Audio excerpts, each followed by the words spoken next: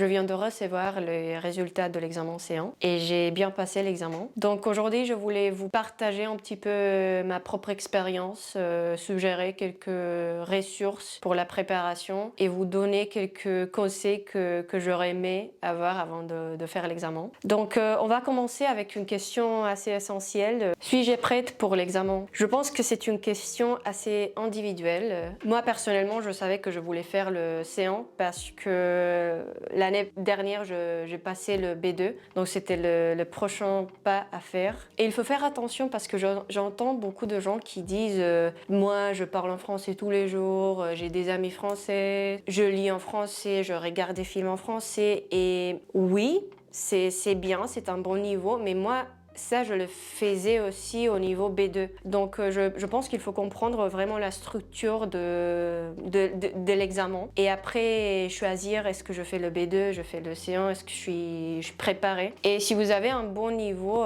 je vous encourage parce que, après tout, c'est un examen. Donc, il faut comprendre tout simplement la structure et travailler sur ça. Il faut avoir une mentalité plus analytique. C'est-à-dire, il faut apprendre comment donner sa propre opinion sur beaucoup de choses. Il faut comprendre vraiment les idées et peut-être que le langage un petit peu plus implicite. C'est ça la différence que je vois face au B2. Et aussi la synthèse. La synthèse, c'est nouvelle. Il y a pas de synthèse dans le B2. Mais voilà, vraiment, c'est à vous de choisir. Il y a 2 tests en ligne que vous pouvez faire. Vous pouvez aussi voir les examens qu'il y a des autres années. Et sinon, vous pouvez aussi consulter un professeur.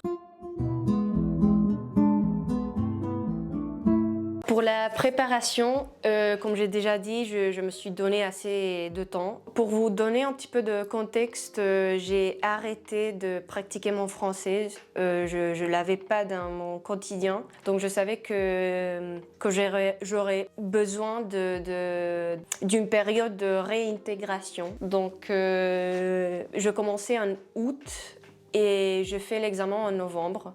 Mais c'est vrai qu'en août, j'étais en été, j'étais pas si stricte avec moi-même. J'avais une petite routine, c'est-à-dire j'écoutais un petit peu, je faisais ça, je lisais, je recommençais à m'intégrer dans la culture française. Après, en septembre, j'ai fait un petit cours de l'Alliance française. C'était très très court, c'était je sais pas, un mois, quelque chose comme ça, tous les vendredis, quelques heures. Et on travaillait sur la structure de l'examen. C'était pas un cours pour améliorer son français, c'était plutôt passer l'examen. Il faut voir ici la différence, c'est pas la même chose. Il faut vraiment se préparer à l'examen. Après déjà en octobre, novembre, je commençais à me préparer de manière plus sérieuse, c'est-à-dire je me chronométrais, je faisais des exercices de manière plus systématique. J'ai aussi quelques vlogs ici, vous pouvez voir un petit peu ma préparation personnelle.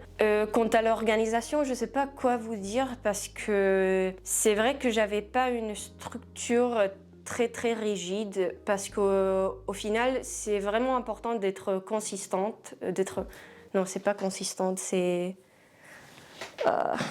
constante. Ah, je savais que c'était un faux ami. Constante.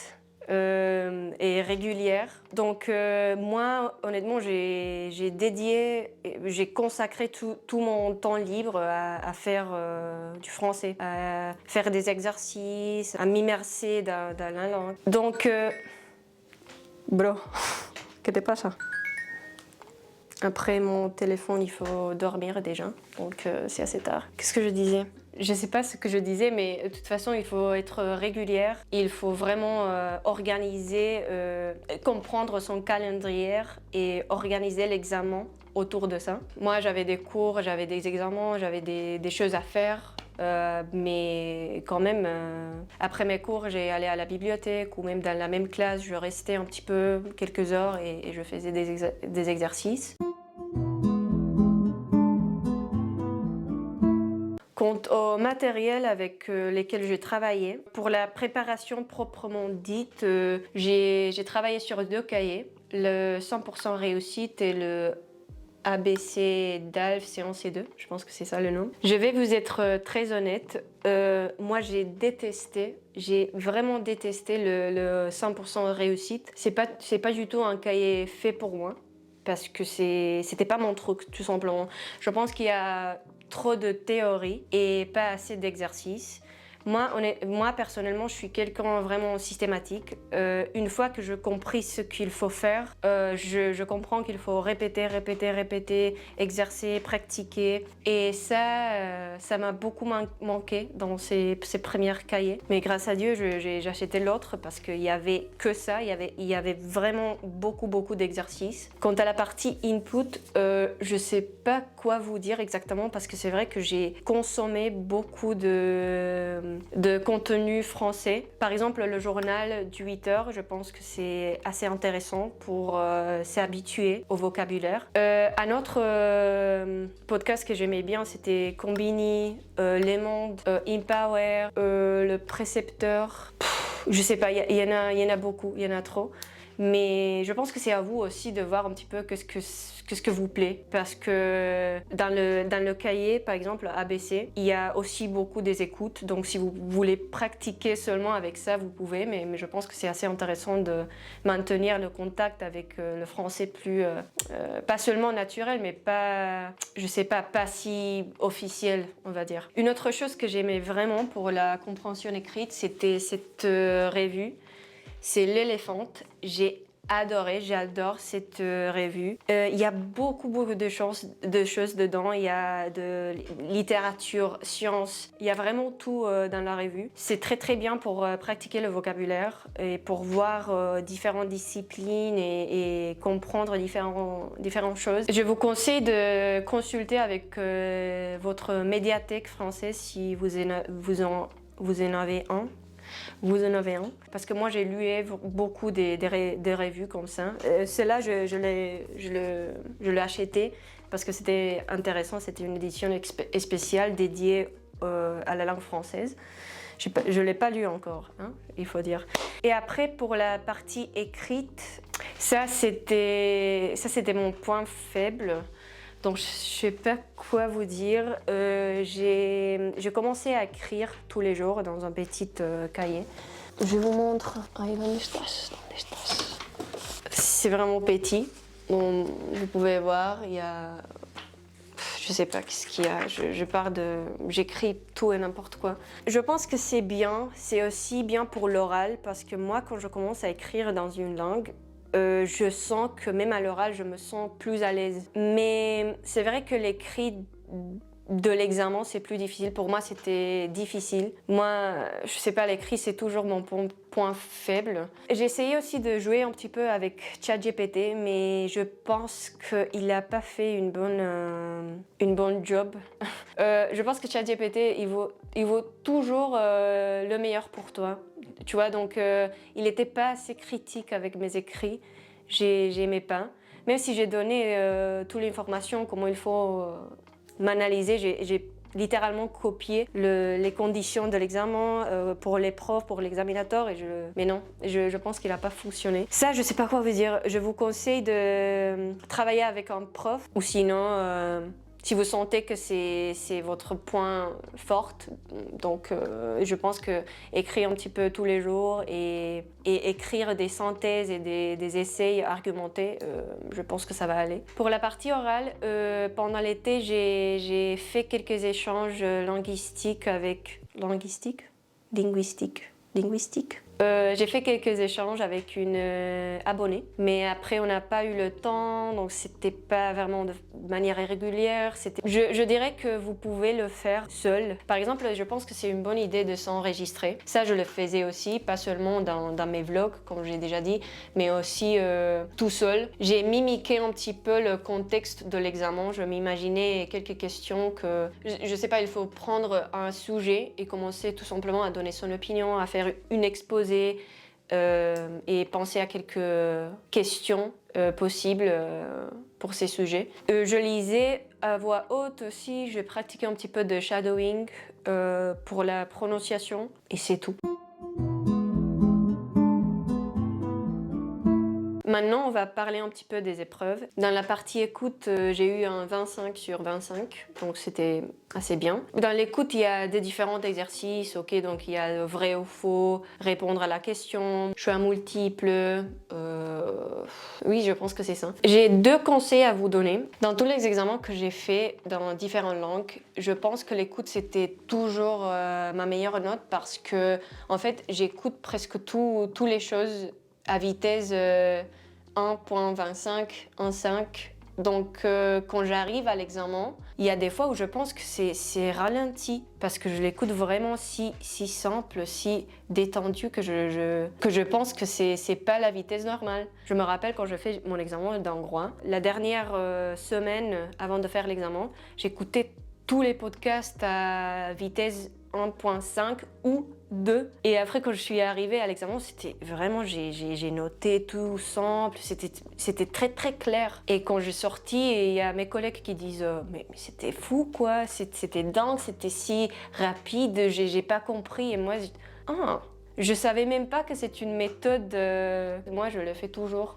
Donc, presque toujours maintenant, j'essaie de mieux comprendre. Parce que je pense que pour la prononciation, pour améliorer son prononciation, il faut aussi comprendre lentement qu'est-ce que les gens disent. Mais voilà. Le deuxième conseil, c'est de lire très très bien les questions. Et moi, dans la première écoute, je réponds pas aux questions. Tout ce que je fais, c'est noter. Noter, écrire et vraiment lire très très bien les questions. Et avant la seconde écoute, tu as une petite pause. Donc, tu peux voir tes notes. Est-ce que ces notes répondent à ces questions? Ok, ici, ah non, ça me manque. Ok, donc, et après, il faut tout simplement compléter les blancs avec la seconde écoute. Je sais que ça fait peur un petit peu de ne pas répondre aux questions et de tout simplement noter. Moi, il y avait des temps où je lisais pas les questions pendant l'écoute. Parce qu'au moment où tu commences à lire quelque chose, tu peux pas entendre ce que le radio dit. Notre cerveau peut pas faire attention aux 2 endroits au même temps. C'est l'effet cocktail. Je pense que ça s'appelle comme ça dans la psychologie ou la neurologie. Donc si tu lis, t'écoutes pas. Je suis en train d'éditer la vidéo et j'ai fait une petite erreur. L'effet cocktail party désigne plutôt le fait que notre cerveau a du mal à traiter plusieurs flux auditifs en même temps. C'est-à-dire il saute d'une input auditive à l'autre. Et dans l'examen, il n'y a pas plusieurs input auditif, c'est justement l'écoute, donc c'est pas correct de dire ça. Je pense que je faisais référence plutôt à la limitation de l'attention partagée et à la mémoire de travail, donc désolé. Après, pour la compréhension écrite, j'ai eu aussi 25 sur 25 et comme je vous ai dit, j'ai lisé beaucoup, j'ai adoré la revue. Une autre chose importante dans la compréhension écrite, c'est aussi de savoir reformuler, comprendre la langue ou c'est pas la langue. C'est pas la langue. Ah, le sens. Trouver le sens implicite. C'est ça la chose un petit peu plus difficile, je dirais. Mais comme je vous ai dit, si vous le pratiquez, c'est vraiment facile d'y arriver. Alors pour l'oral, j'ai eu un 23 sur 25. Vous avez 2 sujets.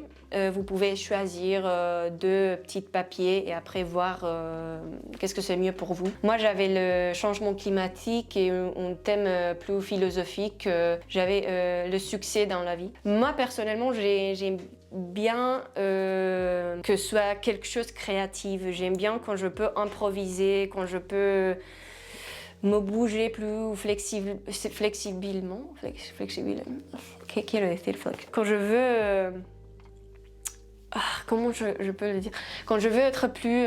Moi, j'aime bien quand le sujet peut être intéressante, on va dire, parce que j'ai eu beaucoup, quand j'ai vu le succès dans la vie, je me rappelle, j'ai pas lu les documents entiers, parce que vous avez 2 documents, et c'est tout simplement pour vous aider à faire l'exposé. Mais moi, quand j'ai vu ça, j'ai dit, mais j'ai beaucoup des idées sur les sujets, et même après avoir fait l'exposé, j'avais quelques idées, j'avais la structure, parce que vous avez 1 heure pour vous préparer pour l'exposé. C'est un exposé et un petit débat. Et je me rappelle, pour l'exposé, j'ai pas mémorisé toute la structure et après j'ai improvisé vraiment incroyablement, mais je sais pas Et je pense que c'était l'adrénaline. Je commençais à parler, même moi je savais de quoi je parlais, mais je parlais. Et la conversation c'était vraiment bien. On a parlé beaucoup, on rigolait. Et j'avais pas l'impression que j'étais dans un examen. Et c'est tout simplement pour ça, je pense qu'il faut être tout à l'aise. Il faut montrer tout simplement que vous savez français, parce que si vous avez déjà préparé cet examen, vous savez comment ça marche, vous avez beaucoup étudié pour ça, il faut tout simplement se relâcher, se relaxer, c'est se laisser prise. Alors, la partie écrite, elle a plombé complètement ma moyenne. C'était horrible.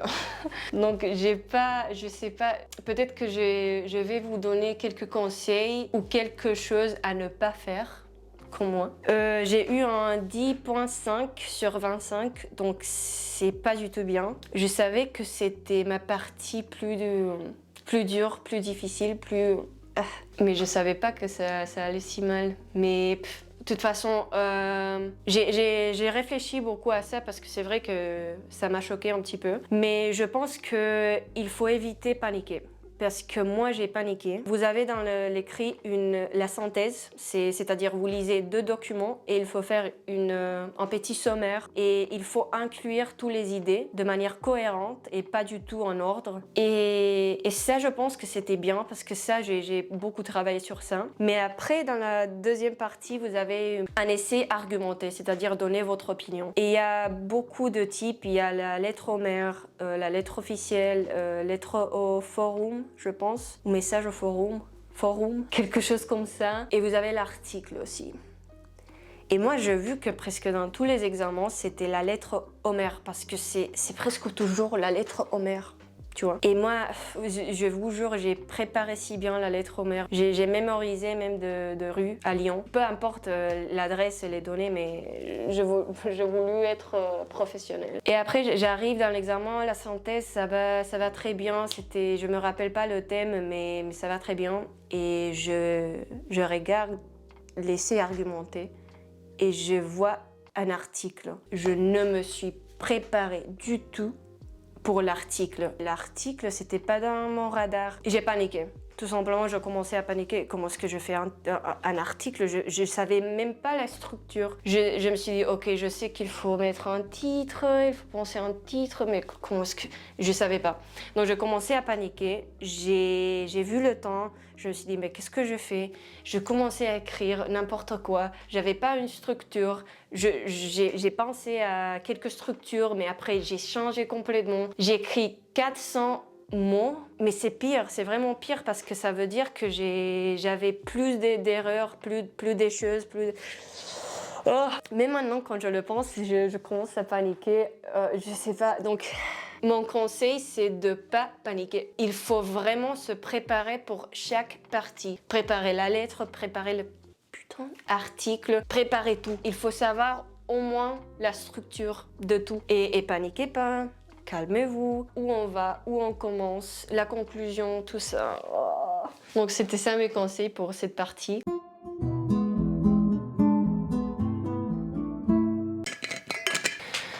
Alors, maintenant le jour arrive et il faut rester calme. Moi, personnellement, je suis quelqu'un qui est assez familiarisé avec la sensation de stress. Moi, je la sens physiquement, mais je sais l'encadrer très très bien. Ça m'arrivait toujours pour les examens, j'étais pas si stressée comme mes collègues. Pour moi, le stress, ça vient quand il faut s'organiser, quand il faut commencer ça. Ça, je stresse beaucoup, l'organisation, comment je ferai. Mais après le jour de l'examen, il faut tout simplement dire « Ok, moi je sais que je parle bien français. Moi, je sais que je connais la structure, sauf l'article. Je sais que ça va bien aller. Je fais aussi de la méditation presque tous les jours. Ça m'a beaucoup aidé. Tout simplement de se concentrer sur la respiration ou de se dire à soi-même une petite mantra. Tu vas aller bien, tu vas aller bien, blablabla. Surtout, je pense que même un jour avant de l'examen, il faut pas se stresser trop. Il faut pas essayer de faire tous les exercices, d'être fou comme ça. Si ça passe pas très bien, ça va être pire pour l'examen. Le vrai examen. Le jour avant l'examen, j'étais très chill. Le jour même de l'examen, je me suis baladée.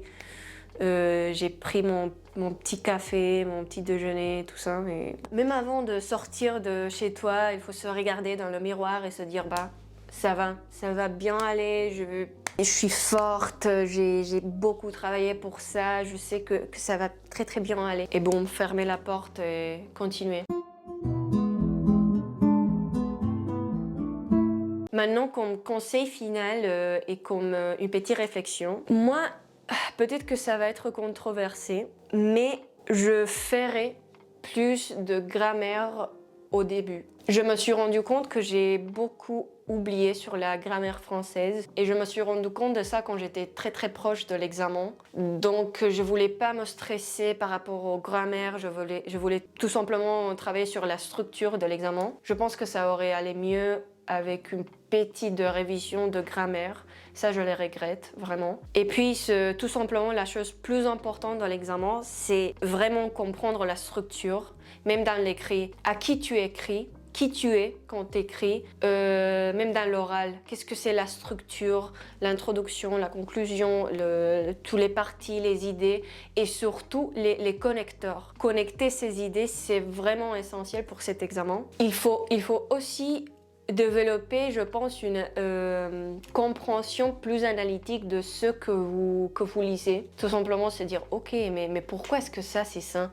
C'est développer un petit peu un questionnement scientifique, si vous voulez. C'est-à-dire, pourquoi ça, pourquoi cela, blablabla, comment je connecte tout. Et surtout, il faut avoir un vocabulaire étendu. Et ça se fait, je sais pas, il y a plusieurs méthodes. Moi, personnellement, j'utilisais pas de flashcards. Ce sont pas mon truc. Vraiment, je pense qu'avec l'immersion, l'utilisation de vocabulaire, c'est vrai que je note le vocabulaire, j'ai des listes de vocabulaire. J'ai fait ma révision, mais c'est pas des flashcards. Et après, il faut surtout pas oublier de jouir de la langue parce que c'est vrai que moi, je vous ai dit, j'ai des tendances très perfectionnistes.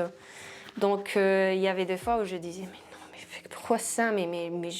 Pourquoi est-ce que je fais ça?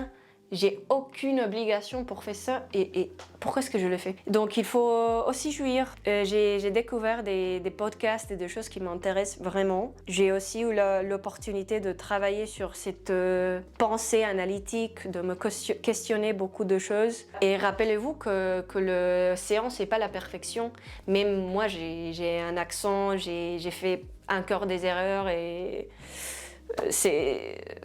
Les séances, c'est tout simplement un examen. Et je veux vous être honnête, en enregistrant cette vidéo, j'étais genre... Maintenant, je les séances, est-ce que je dois utiliser des mots plus snob? Est-ce que je dois parler un petit peu plus... tu vois, plus officiel, plus formel. Mais c'est pas du tout ça. C'est pas... Le séance, c'est un examen, une structure. Et passer l'examen, c'est connaître la structure. C'est savoir donner son opinion. Et c'est savoir parler et écrire sur différents sujets. Tout simplement, c'est ça. Et si tu es en train de te préparer pour le séance, bonne chance à toi. Et j'espère que ça t'a aidé. On se voit à la prochaine, je suppose.